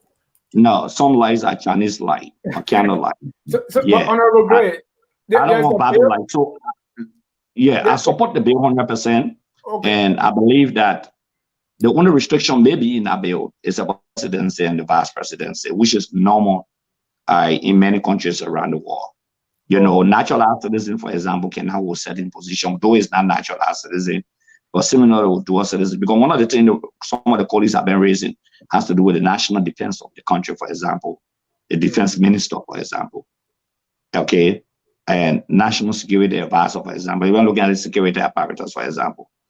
And I think it's fair enough in my view, because there must be some give and take. Yes. But on those draconian things that you saw, we did not do it. Yeah, we did not in the House. Yeah. So that bill is similar to the one that was defeated in the referendum, in the 2020 referendum, except that it can't be similar because no, I mean besides the restriction. But here's my question: there's another bill. Yeah, or the author of the restrictions. Yeah. In fact, what Liberians in the diaspora put together. Yeah. The association in the diaspora that interacted with me. Okay, that's a similar thing we have. Okay, but there is another one that was introduced, I think, through Senator Dillon, that talk about repealing portion of the Alien and Nationality Law. Yeah, that's the amended version we're going to support. Is that the one you're talking about? That's the one you support? No. Let me say this to you. We are going to submit our own amended version from the House of Representatives. We are the progenitor of the bill. Okay, what Dillon is doing is what Dillon is doing. Right. So we are the progenitor of the bill. Okay. Let me say this to you. I think Senator Dillon has been compelled or forced by Liberian support from the diaspora. Though he didn't want it, he's doing it not out of his own volition, but he's doing it because he has been coerced to do so. We did it when we were not coerced, and we've never been coerced, we'll never be coerced. So yes, we want an amendment. We want to look into that. You know, sometimes that's why we don't have good working relationship with your colleagues. I'm agree. Talking about the same alien nationality law, you have your own version. Yeah, we want to amend that. Right. So there are two things we're talking about. One is a dual citizenship. It's still a bill. No, right. It's still a bill. No. So that's why I asked. That's why I asked whether is the one similar that was in the referendum. We because have the two one we're views. talking about here is different. It's concerning the repealing the alien nationality law. It has nothing It's to do still, with it's, Article 28. it's still a bill. It's still a bill. But When they you are are repealing, when you are repealing an existing law or provision on an existing law, it's an amended version of the bill. So it's still a bill. So we have had two thoughts. Because remember now, Kufa is a lawyer. Okay. Does it say about just amending the law will be challenged and defeated? They got to be a little bit careful. Do we still have to follow the path of referendum? That's the discussion that is ongoing now. Okay. Definitely submit a bill, whether the amended version, whether an amendment to the alien naturalization law, or whether to the Constitution to be verbatim. We will ensure that we submit a bill. Understood. Let's talk about the last issue here. And then quickly before we get to the war crime code. Mind you, now you can amend the alien naturalization law, and the very Senate could say that though we are amending it, but we'll put these restrictions. It's majority vote. Mind you, the majority voted for those restrictions. Senator Dillon amended version is coming from the same Senate. Doesn't have the agility, the rapprochement, the intellectual capacity, the working relationship with the colleagues not to put those restrictions. That's the question those who support it should ask. Or do they want it to feel on the floor? You were suggesting that you have this capacity, intellectual capacity. You said something for referendum, it failed miserably. So maybe we should leave that. But no, when you say so that they don't send it for referendum, who added the restrictions? That didn't your government, the CDC government. You see, when you go wrong, they say the government. But that's the government. So, excuse me. Who conducts the referendum? It is the government, Mr. Gray. So granted, when you intervene, Senator Dillon, other people you should call and say, well, you're the government. Well, we saw the president on the billboard for this particular referendum. Then let me answer you. We are way out of time. The president, including myself, will overlay campaign for a bill that is passed. The president cannot veto the Constitution. That one of the bills that the president cannot veto. Let me repeat. Mr. Gray, you signed in Monrovia. You didn't go anywhere to campaign. Let me finish. We got to leave this issue and move on to our last issue. No, I just want to answer him. Yeah, please. When the Senate makes, because it said that the Senate, the propositions will be sent to the Senate will make the House or the legislature will make a determination. When the legislature make a determination on a bill for a referendum or amendment, the president cannot veto it. The president is under obligation of the cause to campaign for it. What the president suggested, was it what the passed? No. Was it what went to the Liberian population? No. Those restrictions were not there. So you allow it to die a natural death, right? No, so we campaign for it was selected. I wanted a bill on dual citizenship, even if I was not satisfied holistically with it. But at least something will have been passed and subsequently we have amended it. Sometimes you pass on laws and subsequently you amend the laws. Because maybe the challenge, look at the challenge to pass dual citizenship bill in our country. Some people say you live in America, you want your job. You don't look at me. My mother, because she been in America since 1988. You want to tell me that my mom is not a Liberian? I want to tell you that I would tell you, say you're not Liberian. It's sickening. All right, Honorable Gray, so the does not have your support. Those were not our restrictions. Let's move on. It was not the CDC-led debate restrictions. Thank you. It was the majority of standard opposition restrictions. We got to move on, Mr. Gray. This is very important. Yeah. We are way out of time here. So let's talk about the last issue, which is once you have Honorable Gray on your show, relax yourself. You got the best. Oh yeah, I know that. Your audience went out today. The guys can come under my post deliberately, so now pull us on post to bring them under my post to teach them. You see all of them running the Acarous Dillon Defense Force, what I call it DDF. You see that? Wait, we calling you and Acarous Dillon for debate, so don't worry. I want to take on him. The War Crimes Court, you know, your party, the CDC, campaigned for 12 years, calling for World Economic Crime Court. I wrote, and it's on my blog now, when Chairman Mobile Molu, his call was being blooded up, calling for Economic Crimes Court. And as you always say, we took it to the bank. What's happening now? CDC government has been in power for almost 4 years now. There's no War and Economic Crimes Court. What happened? Let me put it in context. The CDC did not call to its National Executive Committee for War Crimes Code for Liberia. Okay. I was the National Assistant Secretary General and subsequently Deputy Secretary General. And I became the proper National Secretary General that took the party to the election in 2011. Winston Tubman was the stenographer. Okay, I became Assistant Secretary General in 2005 in Buchanan. The National Executive Committee of the CDC at no point in time met and endorsed the establishment of a War Crimes Code. Individuals of the CDC, I supported War Crimes Code, including Chairman Mobile Model. I also supported War Crimes Code, including myself. Okay, I want to be on record for this.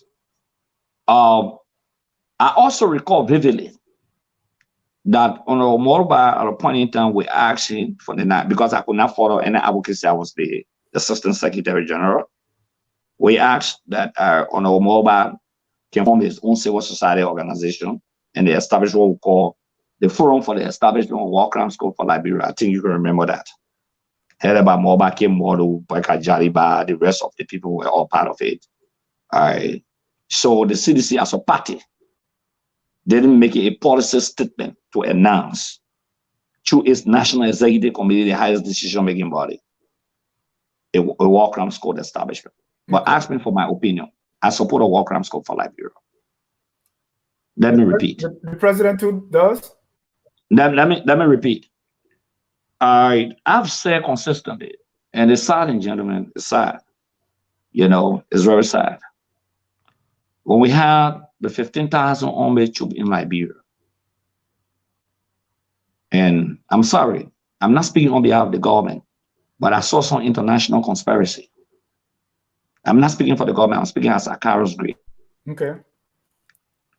We had full security by international partners of 15,000 white armed men, sophisticated, that could pick up any warlord in Liberia or within its territorial confines. Young exuberants were advocating for War Crimes Code for Liberia. They didn't give us the necessary attention. After the submitted title, they didn't listen to the young people. Former President Salif, like you said, the legislature, they didn't push it. The international partner mobile model went to jail 8 different times. 8 minimum. Advocacy exclusively for War Crimes Code. The capacity, we have some security concerns now. Do I support War Crimes Code? Yes. But do I have legitimate concerns? That's my position. It's not government position, it's a Acarous Gray position. My concerns are very legitimate. Nobody can stand in defense and debate a War Crimes Code more than I can do. Are some of these people who fought wars, they have the legitimacy of their people? Yes. Legitimacy is acceptance by their people. You know, you look in the Capitol building, the people who called them for war crime elected some of the people who they accuse. You know the story better than I do. Mr. Gray, Mr. Gray, so I'm talking about when we have. Let me stop you there. Your lecture is convincing. Anybody who wants to be reasonable will listen to that lecture. But this very Acarous Moses Gray has been aware that Honorable Cabinet Janet is also accepted by his people. I agree. But let me learn. You use a political means to get him out of office. You did that owing to the fact that he too, like other warlords, is accepted by his people. But you did it anyway. And you succeeded. Let me learn, Honorable Gray, because they issue a war crime code. You are not the only person who wants to see it. All right. You are not the only person who wants to see it. I want to see it as well. The president of Liberia today is on record for saying he wants to see that. You talk about Mamba Molu. He's your good friend. You are a lawmaker. Have you made any effort? We have courts in our country. Actors in the Liberian Civil War that have been persecuted around the world, they're not getting them to any war crime court or tribunal. We have courts. We can use those courts, Mr. Gray, to hold these people accountable. Other than Mamba Molu introducing Prince Johnson at the party headquarters. Were you not even embarrassed by that? At least? Let me say this to you. Understand your catharsis. And I understand those emotions. Those emotions cannot be expressed more than my own emotions. When I see woman, I see bigger than what you see. When you announce a war crime school for Liberia, it's a collective effort. It means that all warlords for Liberia, I'm not talking about an accusation in Belgium, for example, against a warlord or somebody who pick up arm and they brought in here, they get a court here to look at them. Okay, I'm talking about across the Republic of Liberia. Every armed man that committed crime against humanity. That's what we are discussing tonight. The former Associate Justice was not accused of war crimes. Let me repeat. If the former Associate Justice was accused of war crimes, and that's the reason we brought him down, it means we have gone after Prince Johnson, like you said. We have gone after George Boley, like you said. We have gone after other people that you may name. There will have been over maybe 1,000 persons in Liberia that will be going after. No. And that case was not the case. You know, you saw the bill of impeachment. The same bill of impeachment you saw that we published, that we wrote, is the same bill of impeachment we acted on and we submitted to the Liberian Senate and they acted upon that. They didn't act because of war crimes. We don't have to be selective. You can't charge Cabinet Janet for war crimes and leave other people out. I cannot support that. Yeah. I was just using that as an example that you have the ability to act on the issue of war crime code when you want to. Let me conclude on it. Yeah, I have no concerns with even international partners who have visited us.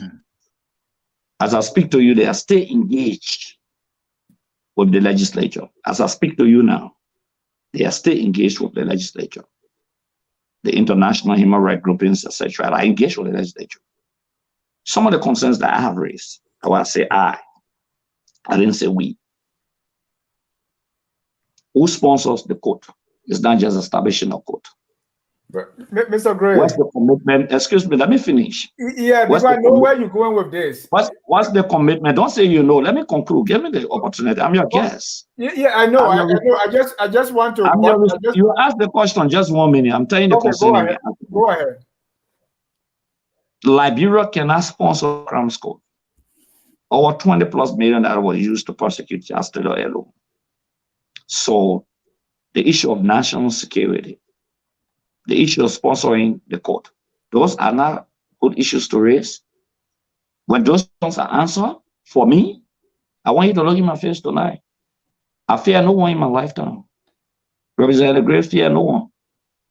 When those questions are answered adequately for me, you will see me clearly on the legislative floor when I have my feelings about that. Thank you. I want you to know that. I would never have my feelings about that. Sure. I'm not using it to shield anyone. I'm a victim of the war. Some of you are victims of the war. You know what I'm talking about. Definitely. So I'm not running away from that. I'll never shy away from that. Today, some of us may not be able to see some of our parents because of the crisis. But know how painful it is. Honorable Gray, at least you are a friend. Hold You on, are Mr. a friend. Hold When I on, say Mr. you Sear. are talking about no. Hold on, Mr. Sear. Hold on, Mr. Sear. I had a question for Mr. Gray before you come in. So, Honorable Gray, what I see you doing is you are moving the goalpost, right? Because the same issue you're talking about, I don't know, the concerns you have, who's going to sponsor it, who's going to do this. The only thing that have changed is the presence of OMIL. So what you're telling me is the money was going to come from OMIL or whatever. So it seems to me that you are now moving the goalpost because you are in power, you are in charge. But be it may, as of today, what are you doing to see the implementation of the War and Economic Crime Court? And what is the future? What is that ideal state that you are looking for the implementation of the War and Economic Crimes Court in Liberia? I'm not changing the goalposts. Let me correct you. When Sierra Leone decided that they want a war crimes code, all the security were put into place. In fact, the code from Sierra Leone, securities report, they didn't just establish code with all these commitments, with all any commitments. In Rwanda, the warlords were not tried in Rwanda. Some of them were tried right in Malay. I mean, they are jailed in Malay as I speak to you, yes. Those who committed atrocity in Rwanda, some of them, not all, are in Malay. That they could not keep Chancellor in Sierra Leone. It's international security concern I'm discussing here. Okay? But what you think they could not keep Taylor in Sierra Leone? No, what changed between the time you're advocating and now? What changed? No, that I told you I've not changed. No, what changed? What are the circumstances that changed that is making you to take the different decision now? I told you two circumstances. I have security and economic concerns. Were they not existing before? Before, security concern number one, paramount did not exist. Because we had only 15,000 training that could pick up anybody. We even had the Irish troop here, we had the Russian troop here. Okay, I don't just want to talk about Africa, we had American officers in Liberia. You know about that. Okay, we had the French government that sent people to Liberia and all. You know about that. We have Russian, we have Russian troop, we have Irish troop, we have troop from Switzerland. The Swedish troop were here. We had the American police assigned on down Crown Hill, up there. There's a building down there, used to be at the Auburn Hotel. We had United States police assigned the arm. We had the Pakistan here, for example. We have many countries besides the African country, we have Ugandans here. I don't want to talk about West Africa, we had Nigerians here. We had the Vanguard force here. That could move on anyone that said Chancellor must leave the capital 45 miles away from the capital. And they were prepared, ready for battle. Warlord could dare try them. You remember when Chancellor was brought to Liberia before taking to Sierra Leone when arrests were being read and Tewan Gonglo went and put a handcuff on his hand? Stop people from going to the RIA. The international troop moved to the RIA and secured the entire RIA. We shouldn't play a joke here, around here. These are some of the people who say have a huge support base. Take for example, whether you like it or not. So the when CDC is doing political business with Prince Johnson. Everybody doing political business with warlords, and they have constitutional right to vote. Why you can't be an example of no, not doing that? Let me repeat to you. Do I have regret soliciting the vote for state power by people who are not yet convicted and not beyond bars? Even Ellen Johnson said their business with Prince Johnson. Even Joseph Baga went to Prince Johnson and asked Prince Johnson to support him. I'm talking about you and your political party. Why are you doing business? I'm telling you, Nima Kante is part of Liberia. Prince Johnson is a senator. That's your justification. Because he's a senator, that's part of his crime. Do you discriminate with him anyway? Let me ask you one question. Do you discriminate? We do legitimate business with every Liberian. Are we supporting Prince Johnson to kill people? No. I don't do business with just everybody. If somebody has a record that I don't agree with, Ben Nigeria, for example, was placed on the sanction list. And you did business with him. And you did business with him. We did, yes. When I was with the CDC. So, Honorable Gray, what is it what are you now with doing the now? Unity Party supporting them? No, is it now with the Unity Party? Ellen Johnson Sirleaf became the Republic of Liberia. Right. She spent on US. And I Where get your 250,000 Liberians were justification. killed. I get your And some of you, justification. not necessarily you voted Ellen Johnson into power. She was the I get your political leader of the justification, MPFL. Honorable Gray. But What what the are you doing argument? now? What are you doing now to see to it that we have this War Economic Crimes Code? And what is that a due situation that you are waiting for so that you could start campaigning for it again? Let me say this to you. I said to you already, when some of these concerns are being addressed, and I told you that. Who's going to address them? Who? Yeah. No, we're talking to international partners. I told you as I speak to you, I said that to you, right? Okay? There are international partners who are very concerned about this. Okay.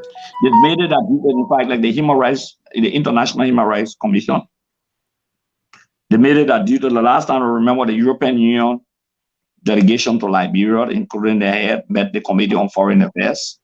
I was in that meeting. Along with them also, some of these concerns were being raised in that meeting. I think that was last week or week before last. We had that conversation. Okay. And some of us were very clear and they understood exactly, they took notes. Okay. So there are conversations. Let me repeat. Okay. Acarous Gray, do I support War Crimes Code? Yes. Do I have some reservations on how we should proceed? Maybe how we should proceed brings the difference to the table.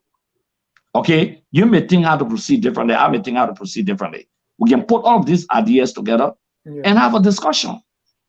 But nobody should think that discussion going on now, but it's not. No, nobody should think. Let me repeat. You see, I'm a courageous man. I don't shy away from what I say. Nobody should think that I can be arm twist. I don't see that courageousness. I don't see that courageousness. You don't have to see it. No, you don't have to see it. Let me tell you this. Okay, I've never satisfied man. I've satisfied my conscience. Acarous Gray, I've never satisfied any man. I don't even intend to satisfy any man. I satisfy my conscience, what I believe in. I'm satisfied. Yeah. Okay, when I take on the fight, I go to the end of that fight. There was some people say, "Oh, Acarous defended." No, I go to the end to see the end. It's my belief. Thank you. It's what I go for. If I was left alone, are you aware that the possibility of these crimes going unpunished is so high? Are you aware of that? Honorable Gray, you say I've not responded to the question about your steps, the concrete steps you're going to take to make sure that I'm telling you people. I said there are ongoing conversations. Like I said to you, I don't have to say everything in the public land. Okay? Like I said, there are steps being taken, there are own conversations, and some of the very people are accused of laws are now saying that there is a need to exonerate themselves to save the name of their families, for example, and future generation, maybe their children to come, great-grandchildren. So it's a welcoming development for me. Thank you. Okay? It's a welcoming development for me. But see, I didn't get you. I think you're asking something. I didn't get it. Yeah, my question I'm asking, are you aware and are you concerned that most of the warlords going to leave this earth without being held accountable? Because time is of the essence. I'm not sure we have that much time anyway, Gray. The CDC has a golden opportunity here to start something. And if you would lecture us on security concern, economic concern, we're not going to get there. Sir, I think you're being unfair to the CDC. Sir, I always like to be unfair. I mean, if you put it that way, I always like to be unfair. You said, I mean, yeah, I like that, you know. So that was, I love to be in the kitchen, the heat. I love to cook. So I hope I can be there on Thursday to help cook the meal. Yeah, we'll have it right here. So, like I said here, you know, the legislature create codes by our constitution. Do you really need the president to submit a bill? You don't need. I need you, Honorable Gray, to do that, and then we can find the money, Honorable Gray. Let me say this to you. You see, like let me just conclude. Let's conclude because we have like 4 minutes to end the show. Yeah, see, I already told you what my position and what I think. In the House, For example, all of a sudden, the 3 persons, the CDC came with now more than 25. The CDC. The rest is combined forces of opposition. In the Senate, the CDC had now more than 3 persons.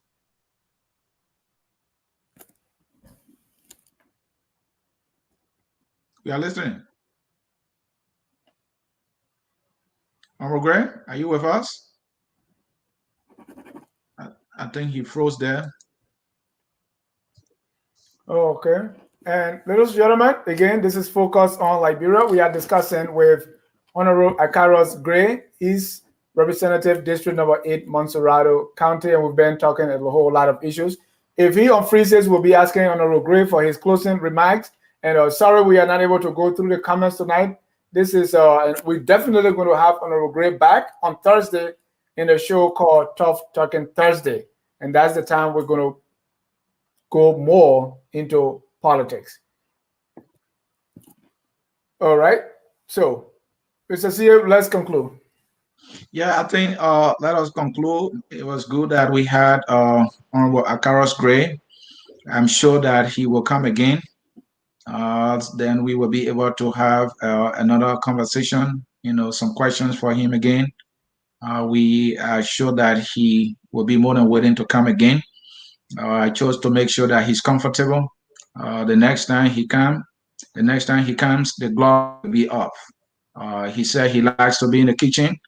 I'm sorry that I'm not in my comfort zone. I'm somewhere, so I'm a little bit constrained. But he will come again, and I think he likes that. Myself, I like that. We can do it. We want to thank all our viewers for staying here with us tonight. Sorry we didn't have our call numbers, but we're going to do this again on Thursday. Honorable Gray is going to be back in our show called Tough Talking Thursday, and we're going to be discussing President Weah, his chances for re-elections, and we'll be pitting him against possible opposition tickets and see how that fare in 2023. Until then, we want to say thank you to all of you for watching. Keep your dial set here on Focus on Liberia, where we educate, we elevate, and promote all things Liberia. We will end here tonight, and we don't leave without playing our music that says, we are all Liberians. No matter which political aisle you come from, which economic or social class you belong to, we are all Liberians, and we must do whatever it takes to make our country that glorious land of liberty. Good night, and God bless you. Bye-bye. We are Liberians.